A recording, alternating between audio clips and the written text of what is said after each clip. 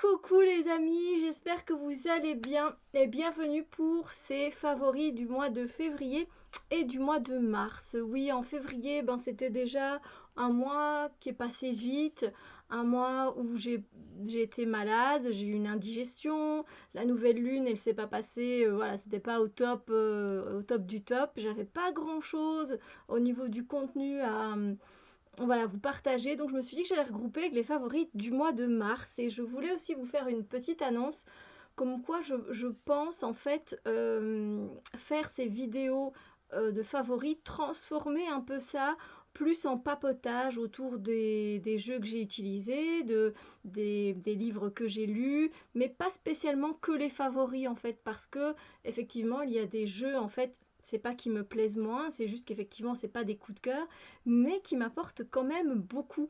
Donc je me suis dit, mais Steph, voilà, tu peux juste transformer la vidéo. Donc je trouverai un nom genre vlog papotage, carte, jeu, encens, etc. Voilà, ça se nommera plus les favoris ou les coups de cœur. Je vous présenterai bien sûr les coups de cœur. Enfin voilà, je vous le dirai, ça c'est vraiment, j'ai kiffé, ça m'a... voilà, ça a été super, mais après, il y a d'autres choses que j'ai envie aussi de vous parler, mais qui ne sont pas des favoris. Alors, je vais vous parler peut-être, avant d'oublier, je vais vous parler de choses qui ne sont pas matérielles, si vous voulez. J'ai fait un challenge auquel sans doute vous avez participé aussi de Domus Terra. C'est un challenge qui s'est passé sur Instagram au mois de janvier, si je ne dis pas de bêtises. Et moi, je l'ai fait tout du long du mois de février, en fait, et même début mars. Et donc, c'est le challenge de Witcher. Donc, si vous avez vu, enfin, si vous avez vu la série de Witcher, peut-être que vous avez lu les livres Le Sorceleur. Ça s'appelle Le Sorceleur d'Andrei. Ah, je ne sais plus le nom. Euh, voilà, c'est aussi inspiré des jeux vidéo, donc vous pouvez le connaître The Witcher de différentes façons.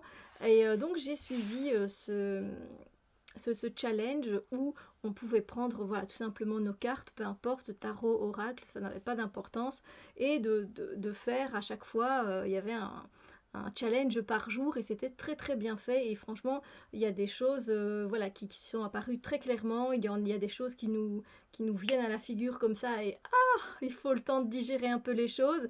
C'était super sympa, c'était très bien fait. Donc, Domustera, je te remercie beaucoup. Grâce à elle, j'ai pu aussi publier des tirages sur ma chaîne. Donc, n'hésitez pas à aller les faire parce que voilà, je me dis que si c'est bien à partager, il faut être dans le partage et continuer. Donc, merci à toi, ma belle. Alors ensuite, moi je suis allée voir en début février, je suis allée voir l'expo Monet, donc qui est un artiste impressionniste que j'ai vraiment aimé parce qu'en plus c'était une immersion en fait. C'était une immersion, c'était à Bruxelles et j'ai vraiment adoré ça. Et du coup, je vais essayer de vous retrouver, mais je ne sais pas si vous allez voir grand chose. Des vidéos que j'ai pris de cette exposition. Hop, on revient un petit peu. On revient encore. Faut juste que je trouve... voilà. Ah, mais pourtant c'était entre ça et ça, me semble-t-il. Tout est sur ma carte SD, mais... Voilà, peut-être que... Ah, voilà. Alors je ne sais pas qu'est-ce que je vais bien pouvoir vous montrer. Allez, on va prendre celle-ci. J'espère que vous allez bien voir.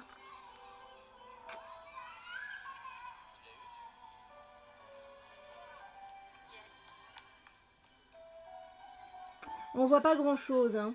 Avec le reflet et tout, c'est pas évident. On avait de la musique classique. C'est pas évident à vous montrer. C'est pas évident. Je vais essayer d'en trouver une autre.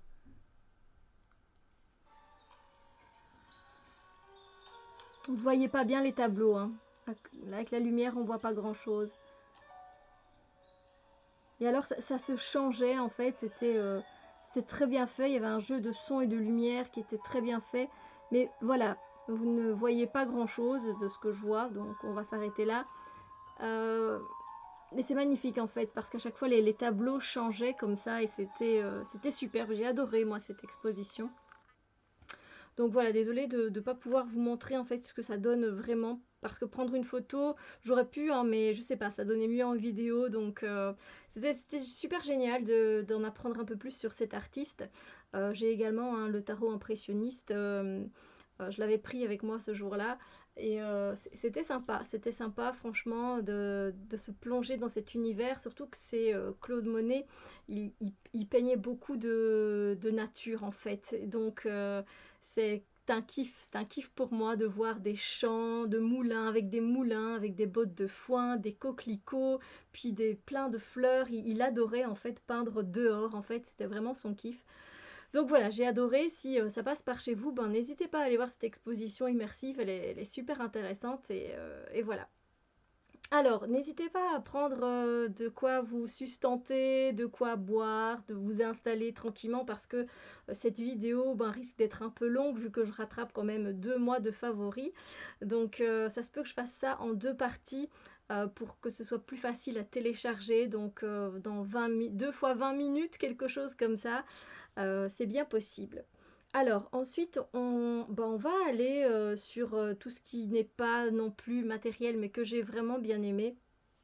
C'est, ce sont des séries. Voilà, alors je vais vous parler d'une série, d'un drama, hein, série asiatique, et les autres, eh bien, c'est 2 autres qui m'ont vachement plu, et qui sont des séries, une espagnole, et une, je pense qu'elle est anglaise ou américaine, j'hésite. Donc, j'ai envie de vous parler de L'épouse fantôme. Je sais pas si, donc c'est un drama coréen. Euh, Pas sûr que ce soit coréen, non. Je dis des bêtises, c'est pas coréen. C'est... Ah zut alors. C'est pas coréen, c'est asiatique, mais c'était super en fait. C'est une jeune femme. Alors je vais essayer de retrouver un peu le speech.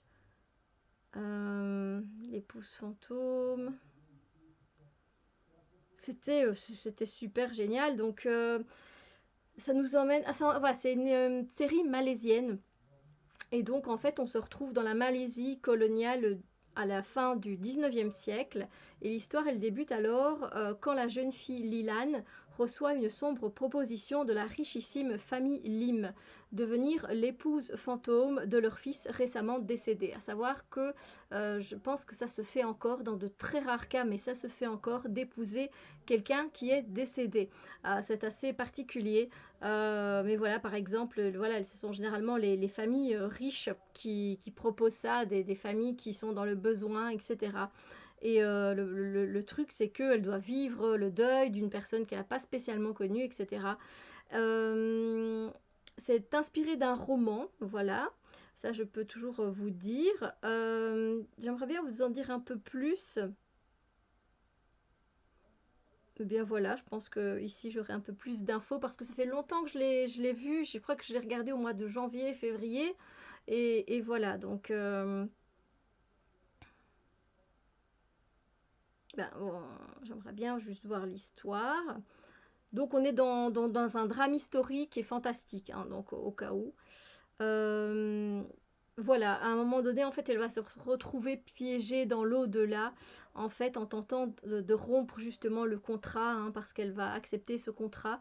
Elle va se retrouver dans l'au-delà et elle est impliquée donc en fait dans une affaire de meurtre hein, au sein de cette famille. Normalement, il devrait y avoir une saison 2. Et je vous conseille vivement, alors je vais essayer peut-être de vous montrer un peu l'affiche, image. Vous pouvez retrouver, je ne sais pas si c'est encore sur Netflix, donc je n'ai aucune idée, je ne peux pas vous dire. Il n'y a pas beaucoup d'épisodes, mais c'est juste génial. Moi, je suis vraiment rentrée dans le... Voilà, je suis vraiment rentrée dans l'histoire. C'était super. Je peux que vous conseiller, vraiment. Et vous voyez, on a ce côté colonial comme ça. Je vous montre une autre photo.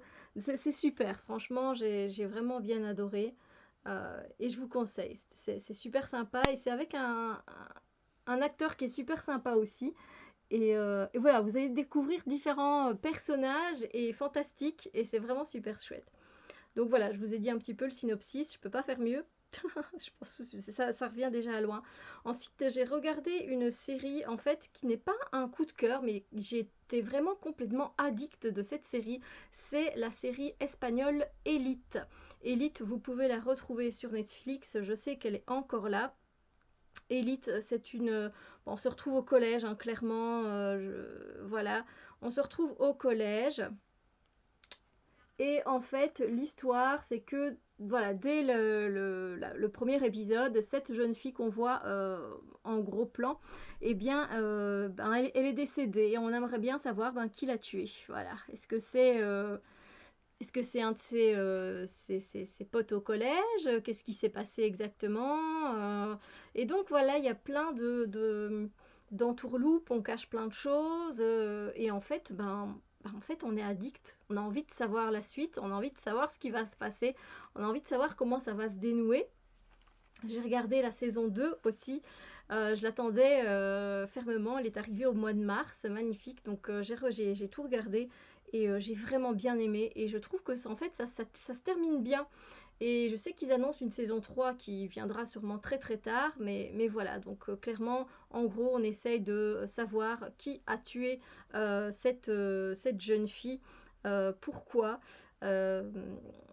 à savoir qu'en plus, il y a, en même temps de cette histoire, il y a 3 nouveaux élèves en fait qui arrivent dans ce lycée parce qu'ils ont eu une bourse et qu'ils peuvent intégrer ce lycée UP.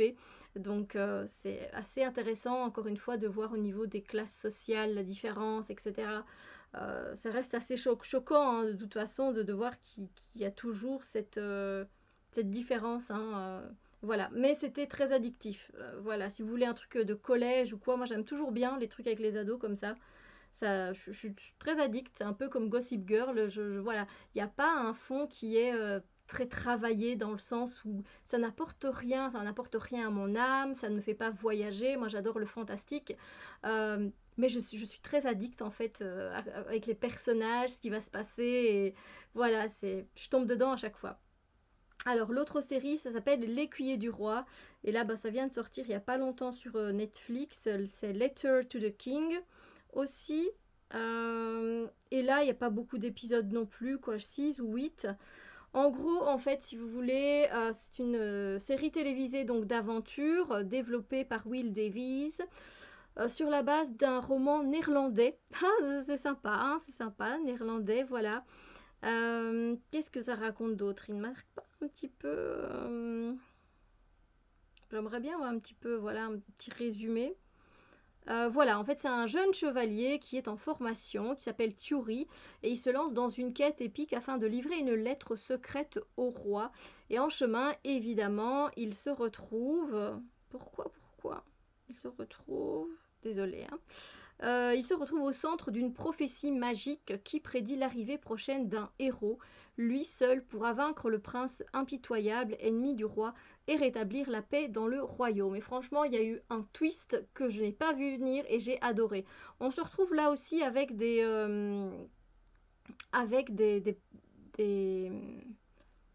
on est dans une série fantastique de magie et on est avec des ados, mais voilà, on est dans un truc fantastique. Alors, elle me semble un peu floue cette photo. On va essayer d'avoir celle-là. Voilà. Donc, vous l'avez, si vous avez Netflix, vous l'avez sûrement vu passer et moi, je ne peux que vous la conseiller. En fait, oui, là, il met en portugais. Bon, c'est pas ça que je voulais. Voilà, peut-être comme ça. Mais voilà, c'est l'écuyer du roi. Et c'est franchement chouette, c'est franchement sympa. Et, et ça se termine comment? Je crois que ça se termine bien, il me semble. Il me semble que ça se termine bien. Donc voilà, c'est vraiment des séries qui m'ont plu. Et j'avais vraiment envie de les partager avec vous. Alors, on va passer on va passer à quoi? Je me dis qu'on va mettre les jeux un peu à la fin. Donc c'est vrai que d'habitude c'est d'abord les jeux en premier, mais c'est parce que j'ai pas envie d'oublier en fait ce qui n'est pas matériel, vous voyez, et qui est important aussi. Alors j'ai évidemment passé des moments super agréables avec des personnes de ma famille, etc. Des personnes qui ne sont pas de ma famille non plus. Voilà, j'ai passé de très chouettes moments et ça reste, voilà, c'est un truc de génialissime dans mon cœur, bien sûr. Ça, c'est vrai que je ne le précise pas dans les vidéos, mais c'est c'est ce qui est le plus important, c'est ce qui est de plus favori finalement. Donc voilà. Je vais vous présenter en fait vite fait euh, 2 ou 3 produits. Je ne sais pas où est le troisième. Ah là. 3 produits, donc ça va aller très très vite. Des produits que voilà, je suis vraiment fan. Je vous ai déjà montré.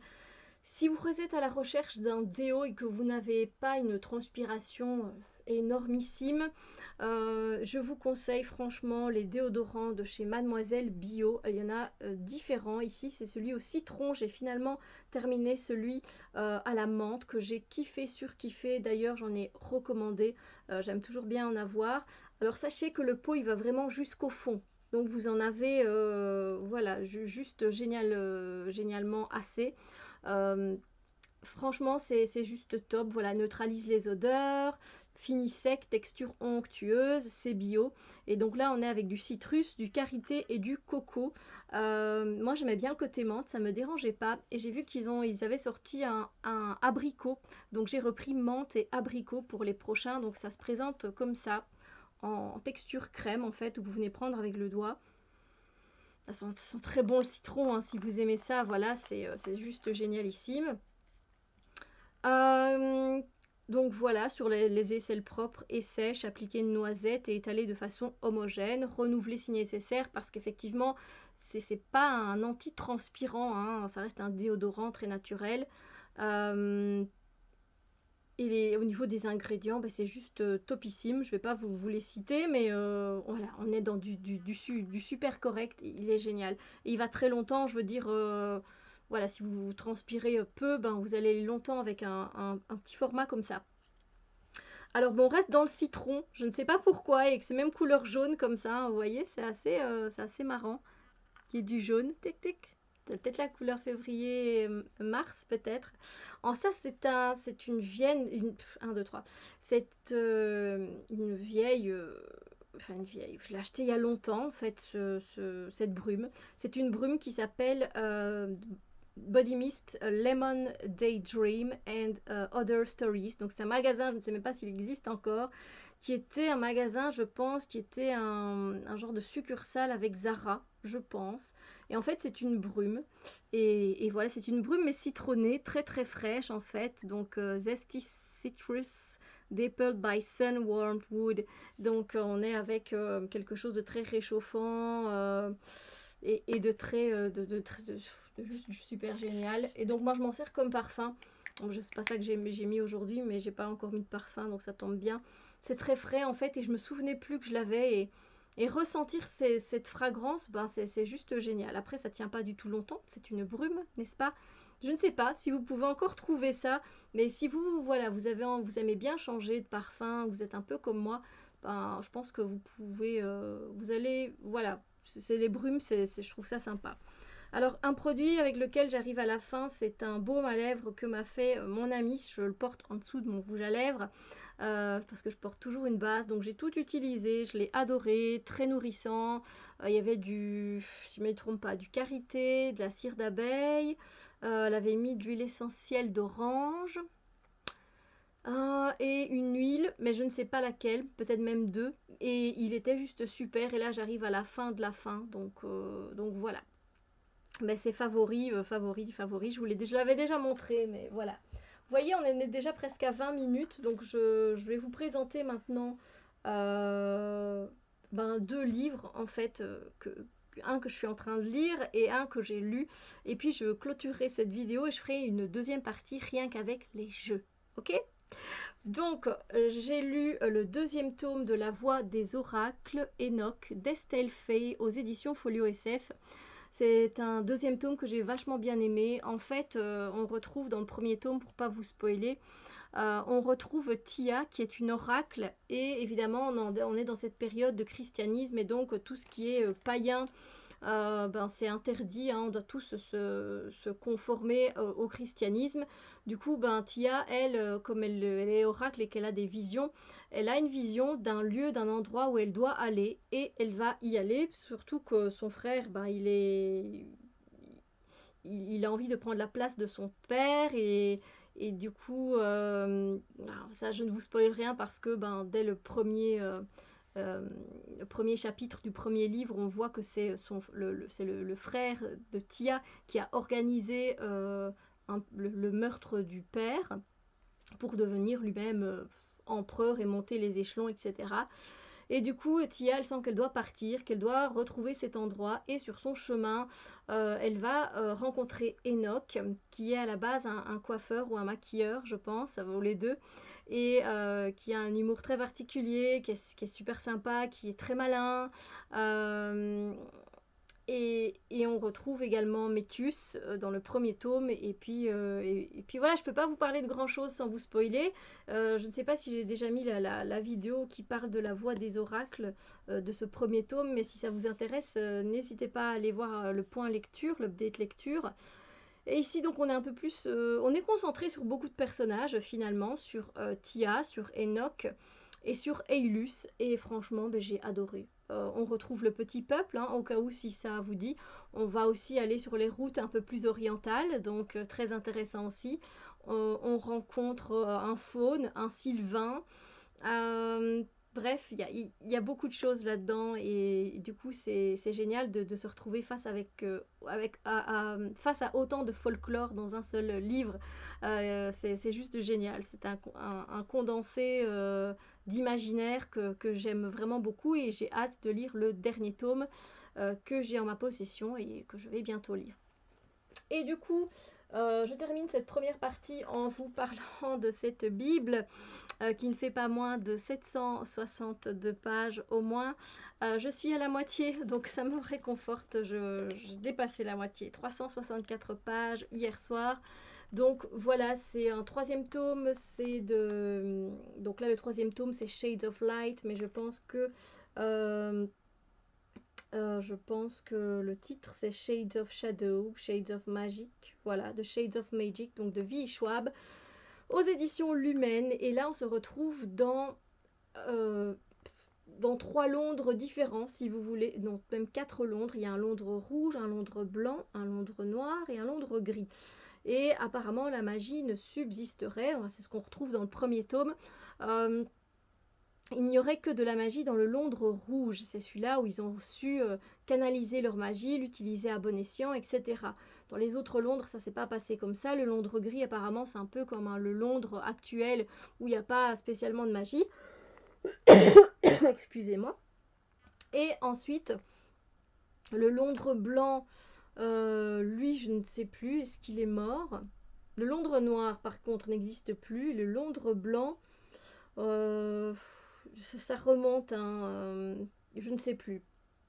Mais je pense qu'ils ont pas bien tourné pour le Londres blanc et ils sont tous en quête de vouloir amasser le pouvoir et c'est particulier comme ambiance dans le Londres blanc, tout ce que je me souviens. Donc voilà, ici ben, on se retrouve à la fin. Vous doutez bien, comme d'habitude, ben, y a un méchant, et dans ce méchant, ben, il faut essayer de l'arrêter, de le stopper. Et on en est là. Et j'adore toujours autant les héros, même si je trouve que pendant cette première moitié de livre, on tournait un peu en rond, en fait. Voilà. Mais voilà, c'est une série que j'adore. Les 2 premiers ont été des coups de cœur. Je ne sais pas si celui-là sera un coup de cœur parce que voilà, quand on passe la première moitié, je me suis pas ennuyée, hein. Mais quand on passe quand même la première moitié du livre à se dire on tourne quand même en rond, on aurait pu abréger un peu tout ça d'au moins 150 pages. Voilà, donc j'espère que ben, l'autre moitié, ben, elle sera super, mais en tout cas, c'est une très chouette série et c'est sûr que voilà, ce sera un bon 5 sur 5 en tout et pour tous les 3 tomes. C'est vraiment, vraiment génial. Donc il y a énormément de magie, hein, donc n'hésitez pas, c'est super. Donc je vais m'arrêter ici et ensuite je viens vous parler bien, des jeux de février et de mars.